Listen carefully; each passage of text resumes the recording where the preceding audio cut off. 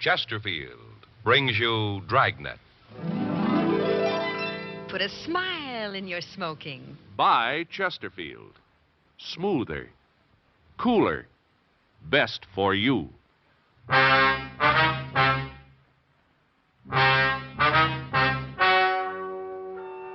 Ladies and gentlemen, the story you are about to hear is true. The names have been changed to protect the innocent.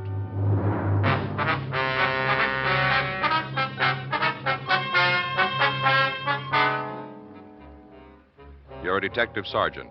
You're assigned a narcotics detail. You get a report that a supply of heroin has reached your city. You don't know who's got it or where it is. Your job, find out.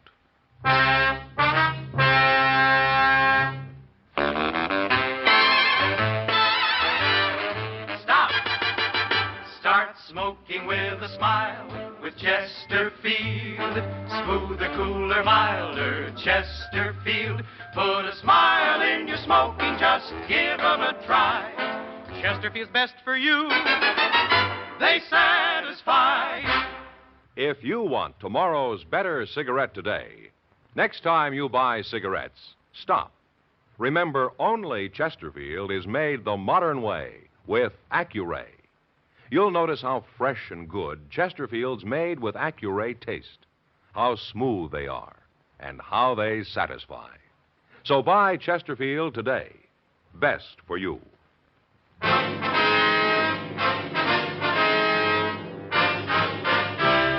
Dragnet, the documented drama of an actual crime. For the next 30 minutes, in cooperation with the Los Angeles Police Department, you will travel step by step on the side of the law through an actual case transcribed from official police files. From beginning to end, from crime to punishment, Dragnet is the story of your police force in action. It was Monday, May 23rd. It was cool in Los Angeles. We were working the night watch out on narcotics detail. My partner's Frank Smith. The boss is Captain Walter. My name's Friday. We were on our way back from questioning an informant, and it was 10:46 p.m. when we got to the First Street Station. Narcotics Squad Room. You think Bronco's holding out on us? I don't know. Well, if we don't turn something pretty soon, the stuff will be all over town. Yeah. How about a cup of coffee, Joe? Huh? Coffee. You want a cup? Sure, if you got some. Yeah, I brought a thermos from home. Oh. Made it myself the way I like it. You know, strong. Mm-hmm. I got some cups. Wait a minute. You don't need them, Joe. What? Don't need them. I got cups right here on the top of the thermos, 4 of them. It's some gadget, huh? Look at that. Kids gave it to me for Christmas. Of course, Faye probably picked it out. Mm-hmm. Oh, look at her steam. Really keeps the heat in. Yeah. Well, go ahead. Drink up. Thanks. What's the matter? Something the matter? No, you were right, that's all. What do you mean? About it being strong. Oh, yeah. When I want coffee, I want boiled water, buddy. Mm-hmm. Well, this stuff's got some taste to it. It sure has. Well, aren't you going to finish yours? Well, I'm not thirsty right now. Oh. Hey, you know, Joe, I just realized something. Hmm? All these years I've been working with you, it never dawned on me before. What's that? You don't like coffee. Oh, yes, I do. No, you don't, Joe. Not the real genuine articles, stuff they serve in restaurants, drugstores. Well, heck, that's not coffee. It's not, huh? No, this is coffee. Yeah. A little bite to it, a little zing. Yeah. You don't like it? Well, All these years I've been working with a partner who doesn't appreciate good coffee. Well, I guess you learn something all the time. mm-hmm. I Don't get it. finish it if you don't want. Narcotics Friday. Who? Oh, yeah. Yeah, Candy. Mm-hmm. That's right. Are you still at the same place? Sure, I know where it is. What's that room number? Okay. Goodbye. It's Candy Delman. Yeah? You heard we were talking to Bronco tonight. Bronco tell him what it was about? He must have. At least Candy knows we didn't get anywhere. Huh? Says it's our own fault for not going to the right guy. And who's that? Him.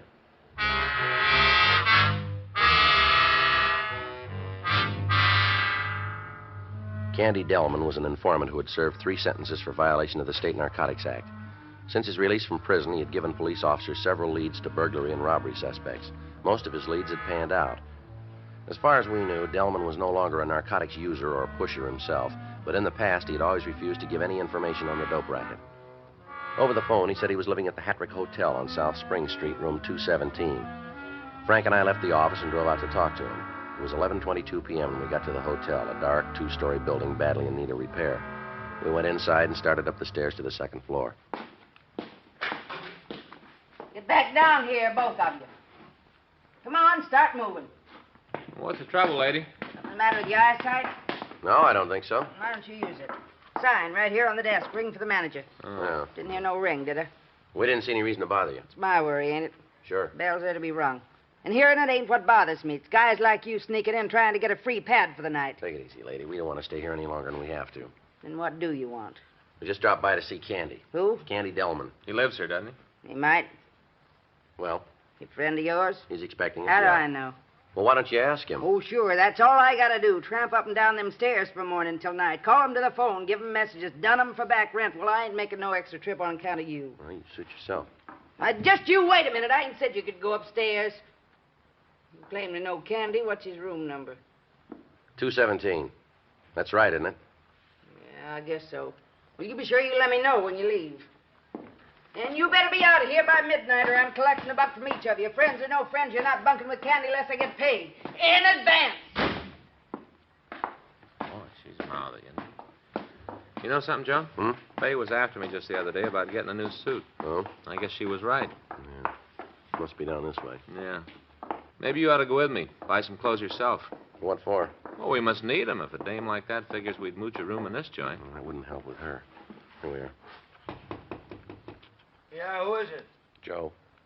Just a minute. Come on in. Thank you.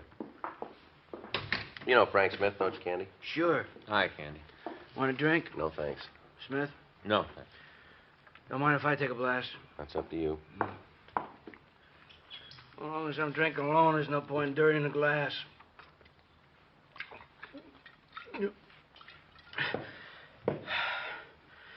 I guess maybe I'm turning into a lush, huh? Is that right?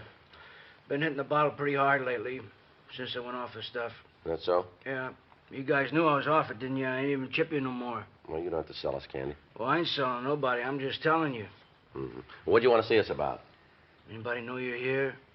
The lady downstairs. You mean the manager of this flea bag? Yeah, I guess that's what she is. Lady, you ask me, them flying saucers must be real. Well, How else would a dame like that get here? Hey, she know you cops. we didn't tell her. You telling anybody else that you're coming to see me? No. Come on, Candy. What's it all about, man? Well, take it easy. Don't push me.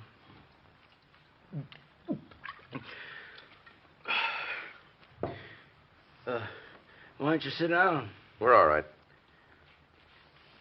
You was talking to Bronco tonight, huh?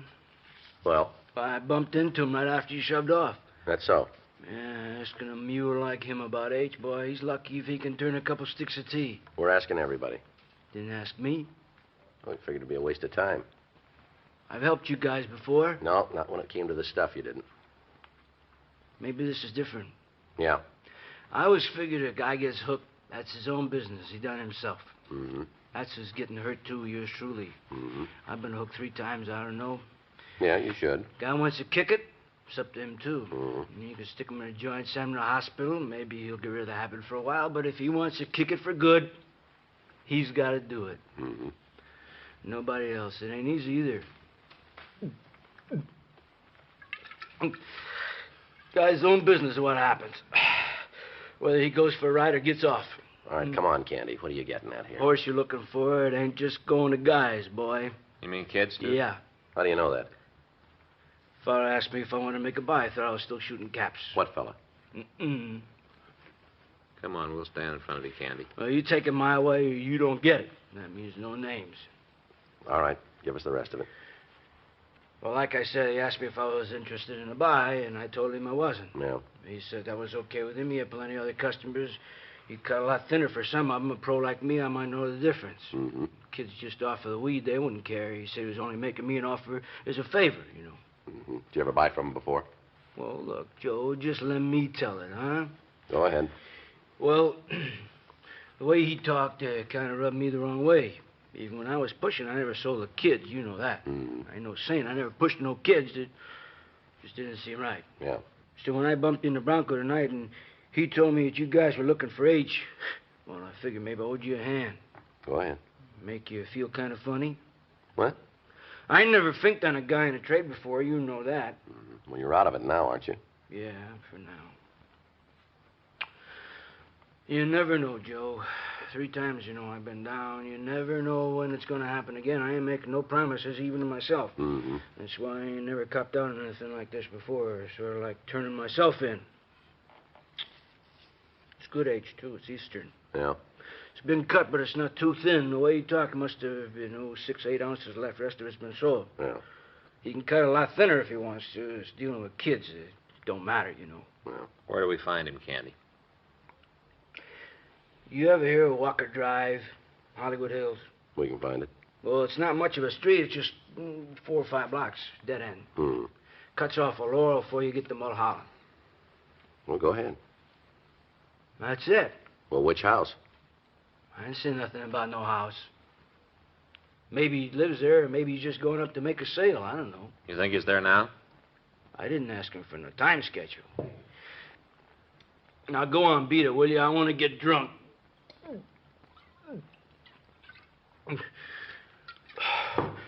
Oh, hey, look.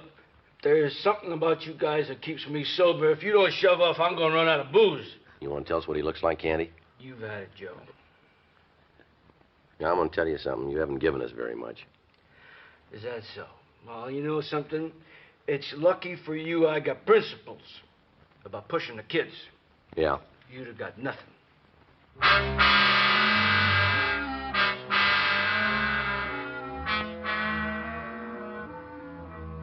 We continued to question Delman, but he refused to give us any further information. 11:46 p.m., Frank and I left the Hattrick Hotel, and we drove up into the Hollywood Hills. We turned off Laurel Canyon onto Walker Drive. The street was only 5 blocks long, and there were approximately 20 houses on it. 12:22 a.m., we pulled up at the corner of Walker and Laurel, where we'd be able to notice anybody who turned into or out of the drive. 1:06 a.m., a man approached a Chevy convertible parked across the street from us. We knew he'd walked down from one of the houses on Walker, but we hadn't been able to determine which one. He passed under a street lamp, and we recognized him as Sam Free, a known narcotics user and suspected peddler. Hold it, Sam. Huh? Right where you are. Hold it up. Oh, sure. Sure. Turn around, Sam. Put your hands against the side of the car. Yeah. He's clean. You guys know me. I don't carry nothing. Mm-hmm. Hey, what you doing in my pockets? I ain't got no gun. You said so yourself. Now, where the heck did that come from? Why don't you tell us? That's the stuff jar. This all you got, Sam? Well, is it? Yeah. You're coming up in the world, aren't you? What do you mean? A couple of months ago, all we had you pegged for was a user and a small-time pusher. That's a lot of H. Where'd you get it? Oh, now, you know better than that. You're in trouble, Sam. Okay, you found the stuff for me. That means I'm going to do some time. A lot of time. Well, whatever it is, I'd just as soon be in one piece when I come out. Who's the car belong to, Sam? What car? This one right here. Huh? You were getting into it, Sam. Was it? I'll give it a check. Okay. All right. It's my car, so what? I'll still check it. Who fed you? What? To where I was. You're not hard to find, Sam. Yeah? You've been looking for me over 3 weeks now. And so? Only you didn't know I was the guy you were after. Thank you. For what? For telling us when the H got into town. A lot of good it'll do. Mm-hmm. Another day I'd have been clean. You wouldn't have found none of it. Yeah? My own fault trying to get a good price. I should have taken what was offered. It's the real stuff, though. A man don't like to give it away. Mm-hmm. Joe. Got something? Yeah. Take a look in the back seat. Bunch of sweaters. Look like cashmeres. I bought them for my girl. It's her birthday. There must be some girl. Yeah. At least 40 sweaters there, Joe. Yeah? In all different sizes.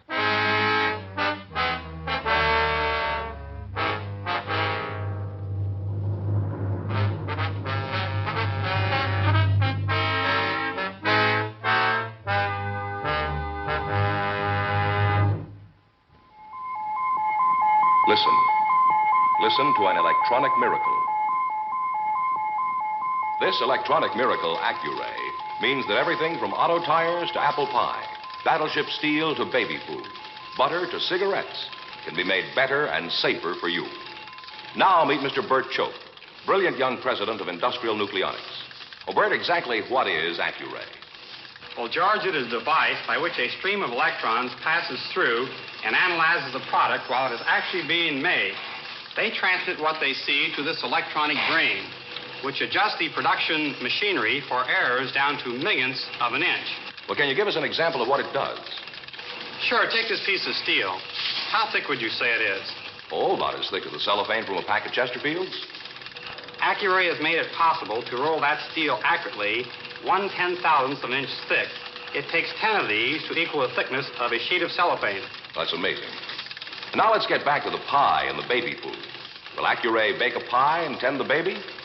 Well, not quite yet, George. But because this electronic control can improve shortening texture, for instance, your wife can bake a more delicious pie. And because Accuray can make baby food more uniform, that food will be more digestible for your baby. One more question, one that so many people ask me. How does Accuray make Chesterfield a better cigarette than was ever possible before? Every cigarette made with Accuray control contains a more precise measure of perfectly packed tobaccos. So Chesterfield smokes smoother, without hot spots or a hard draw. And that's why Chesterfield tastes so much better. And I guess that's why you smoke them yourself, Bert. You see, I know what Accuray can do. Well, there's your answer. If you want tomorrow's better cigarette today, next time stop. Remember, only Chesterfield is made the modern way with Accuray. Best for you.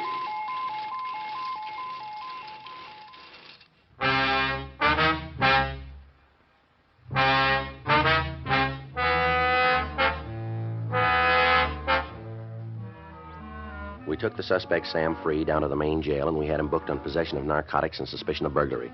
An examination of the labels in the sweaters indicated that they were all from the same Whiteside Ladies Sports Shop in North Hollywood. 1:58 a.m. We contacted the owner of the store, Mr. T.P. Whiteside. Yes, sir, that's right. Mm-hmm. If you would, we'd appreciate it. About 30 minutes? All right, sir, fine. Thank you. Goodbye. Well, he says they're stolen, all right. Well, why didn't he report it? Well, he didn't know anything about it until now. Well? It just must have happened tonight.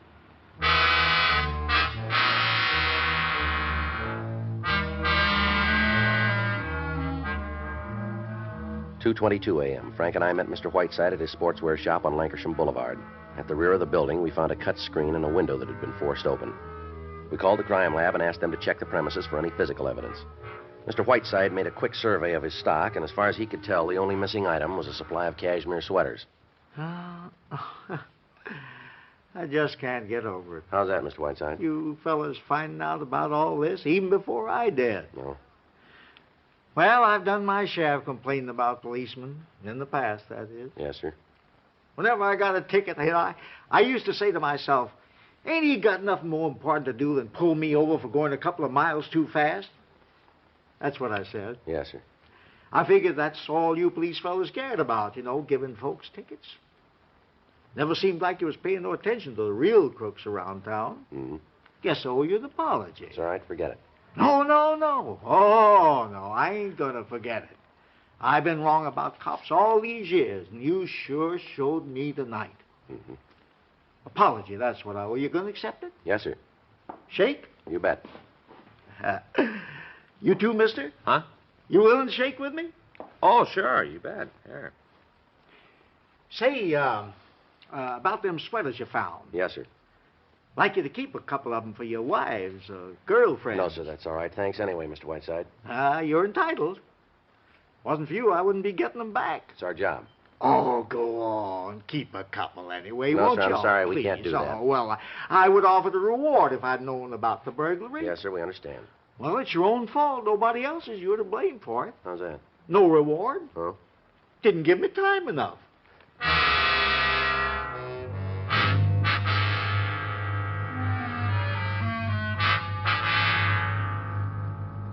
4:05 a.m. The crew from the crime lab reported that there was no physical evidence at the store. Frank and I went off duty. The next afternoon, May 24th, at 4:16 p.m., we checked our weapons at the booking counter of the city jail, and we asked to interview the prisoner, Sam Free. The booking sergeant told us he was in cell 104. Yeah? Free in 104. Okay. Free in 104 for interview. Free for interview.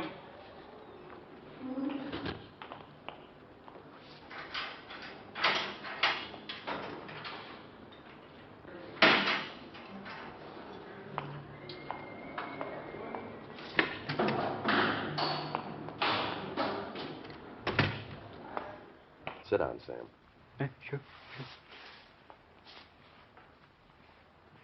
You ready to do some talking? About what?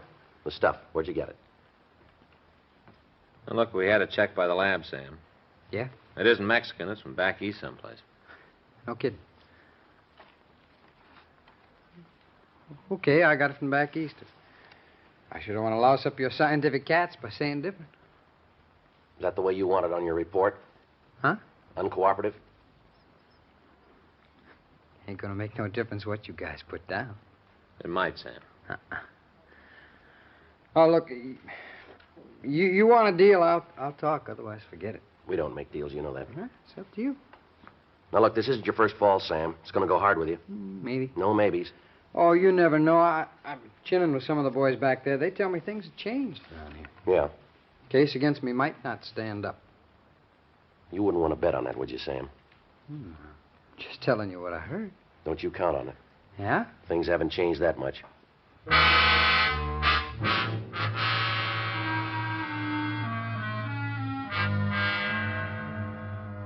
4:31 p.m. Frank and I went over to the Hall of Justice to file a complaint against Free. We talked to Deputy District Attorney Don Avery in the complaint department and gave him a complete statement of facts concerning Free's arrest. Is that it? Yeah, that's it. Everything that happened? Yeah. Why? What's the matter, Don? Something wrong with this case? I don't know yet. Well, Free himself said it might not stand up. We figured he was just talking. Yeah. We got the H, the stolen sweaters. What more do you need? Let me ask you a couple of questions. Sure.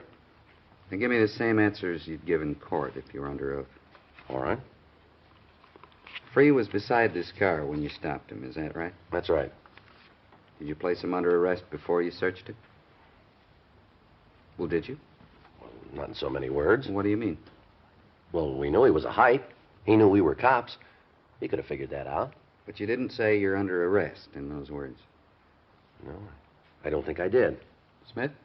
Well, Don, we didn't have anything to arrest him for, not until after we found the H. Mm-hmm. Did you have any reason to suspect he was carrying dope? Well, like I said, he's a user. Yeah. That he was in the neighborhood. We knew somebody around there was carrying it. Well, then you weren't looking for Free in particular. Well, no. The way I get it, the burglary hadn't been reported yet, is that right? That's right. So finding the sweaters was a surprise. Yeah, it sure was. Well, we'll file on them. It may not stick. What are you talking about, Don? The evidence. Well, what's wrong with it? The way you got it. What? You heard about the exclusionary ruling, didn't you? Yeah. Yeah, Skipper had an assembly on it. Well? Look, Don, we're not lawyers. We're cops.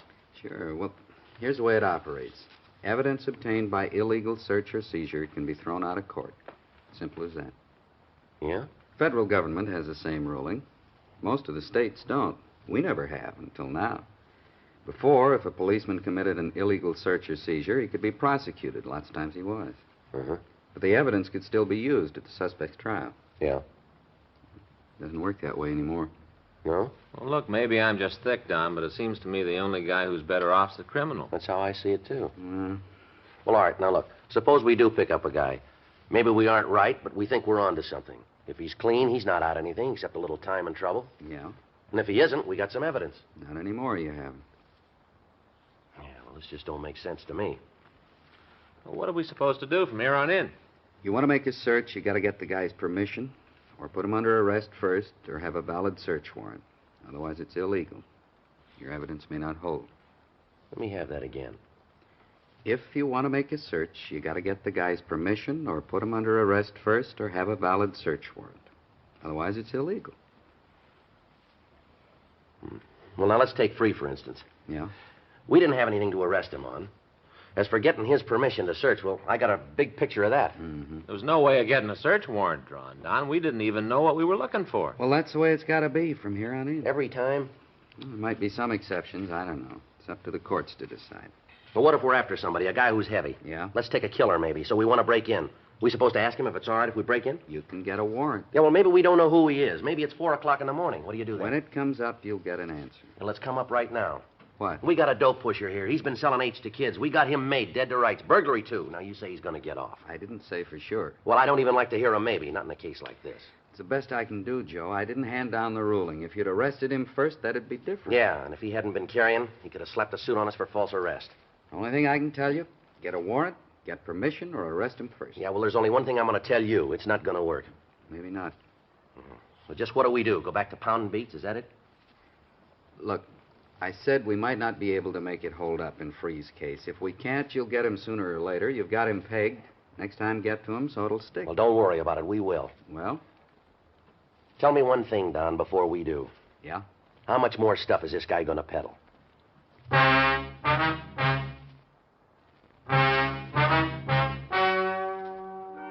The story you've just heard is true. The names were changed to protect the innocent. On May 30th, the preliminary hearing was held in Division 4, Municipal Court, in and for the County of Los Angeles. In a moment, the results of that hearing. Now, here is our star, Jack Webb. Thank you, George Fenneman. Chesterfield, made the modern way with Accuray. I wonder if you realize what that means to you. For the first time, you get a perfect smoke column in your cigarette. A smoother smoke. A cooler smoke than you've ever had before. To put a smile on your smoking, try 'em. Chesterfield.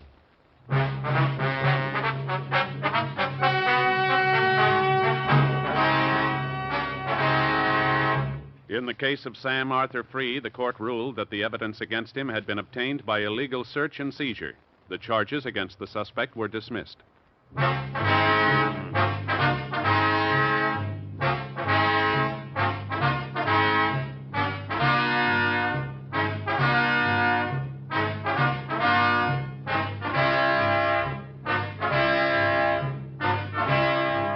You have just heard Dragnet, a series of authentic cases from official files.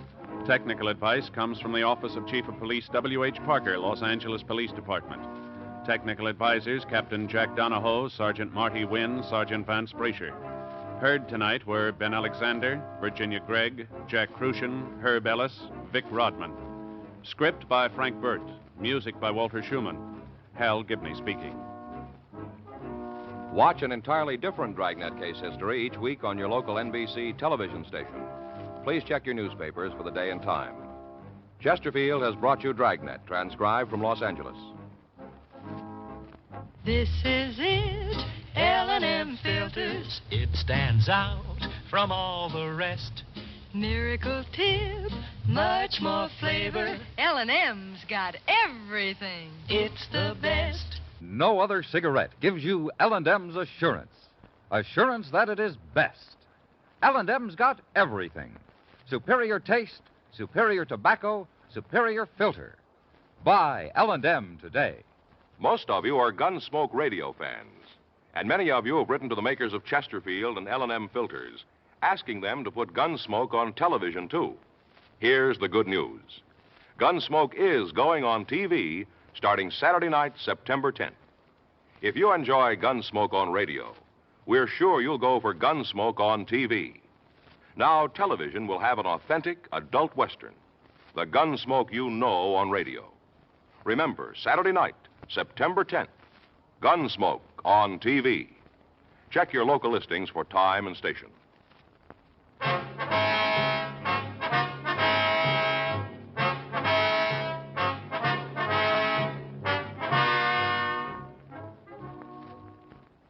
This is the NBC Radio Network.